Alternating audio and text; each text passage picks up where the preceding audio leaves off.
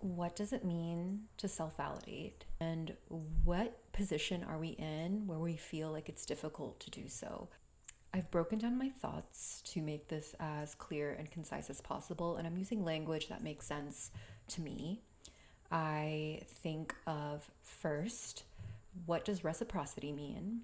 Second, when are we in a blurred reality? And third, what are the skills that we need to make a more clear reality? So basically, self validation skills. With reciprocity, I want to start here because it really is the foundation for all relationships. This can be relationships between you and another person or a group of people, but it can also be the relationship you have to your work, your school, your environment, the city you live in, any kind of relationship between you and something else, how you relate.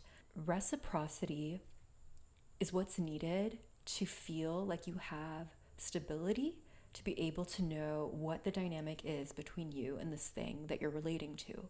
I have been slowly reading Braiding Sweetgrass, and this is something she talks about quite often, and really how the natural world is constantly in a state of reciprocity. Its nature is to have reciprocal relationships.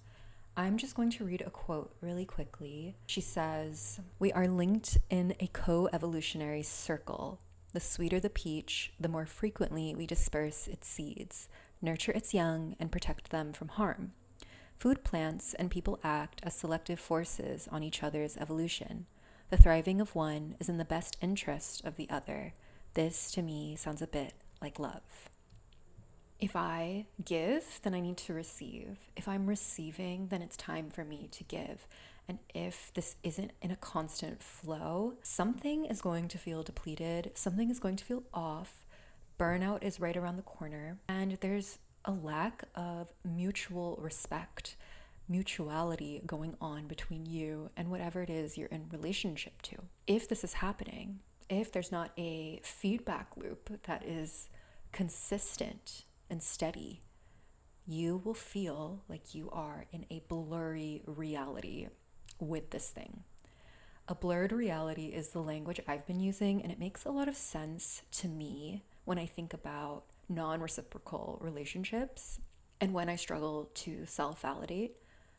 I have this visual of before you put on your glasses, you can't really see anything properly, everything is fuzzy and blurry, and just imagine you get up and you try to navigate the entire world with this kind of vision. You're bumping into things, you don't know what is what, which way to go, which way to turn, what decision to make. Now imagine you put your glasses on and everything becomes clear to you again. Creating a clear reality is what validation allows. It's what validation does. It allows you to see the way you are experiencing the world from a point of clarity rather than confusion. And I think when the dynamic between you and something else isn't clear, your reality becomes blurry.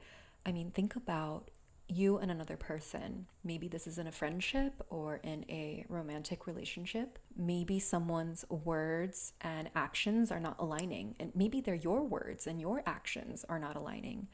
The intentions are not quite clear.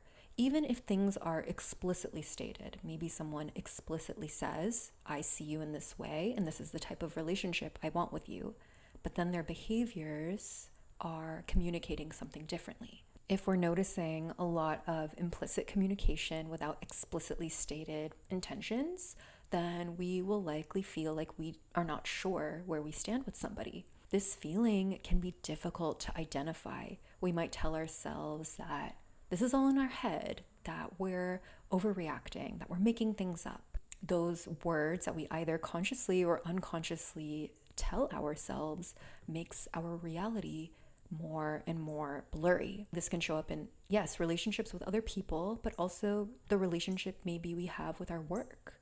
I'm thinking of an example where maybe you've worked really hard to get to the position you're in now. Maybe you've studied for years. Maybe you had to take a lot of low, not so great jobs to get to the position you're in now. You get there, and maybe there is a feeling of dissatisfaction deep down.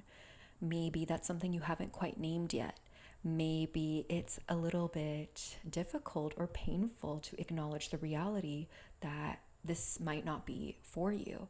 And you continue to ignore that truth. You ignore that reality. You don't even know that maybe you feel burnt out or dissatisfied with where you are. The more we ignore the reality of what's going on, of what we're feeling towards this thing, the more we will feel like we are uncertain of what we're doing, why we're doing it, and what direction we're headed in. This could also show up maybe with where you live, a city. Maybe you moved somewhere that you've always wanted to move, but the people there do not resonate with you. Maybe you've outgrown the place that you're in.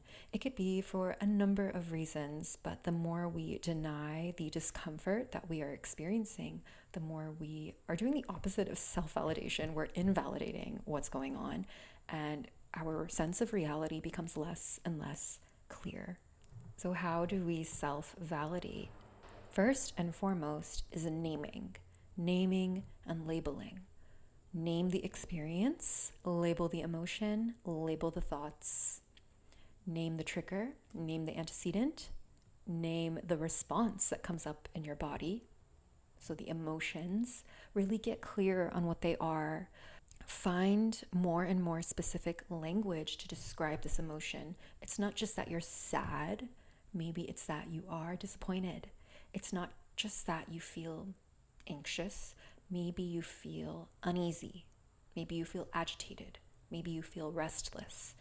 Get clearer and clearer about what your experience is. Focus your vision. Your ability to do this internally is what sets the tone for how you feel and exist in your own reality. Label the thoughts you're having. Label the beliefs that are coming up. You have to acknowledge when you're in something that feels unclear and be brave enough to identify those difficult emotions. Be brave enough to confront reality, because the more we avoid it, the more unclear it becomes. In my experience, when I am the least certain of what's going on with me and I am invalidating, I'm the most susceptible to being influenced in negative ways. I mean, we live in a world that if you do not give yourself something to focus on, it will give you something in its place. If you don't focus your attention on something, your attention will go onto whatever it is that is the shiniest, most attention grabbing. We live in a world that will give your attention something to focus on, tell you what to believe, or do whatever it can to just keep you consuming in this endless loop of distraction. This helps us avoid painful realities, and avoiding painful realities is what blurs your reality, is what makes reality uncertain to you. Acknowledging painful realities and clearing your vision can be painful, but it offers you the gift of clarity. Validating yourself also requires you to slow down. So not only is it required for you to get specific on the emotions you're feeling, the thoughts you're thinking, and the experience that's going on in your body in relation to something else, but you have to slow down enough to be able to listen.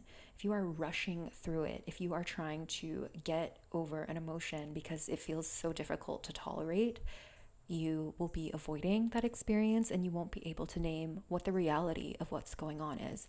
And a painful reality is always better than a confusing illusion.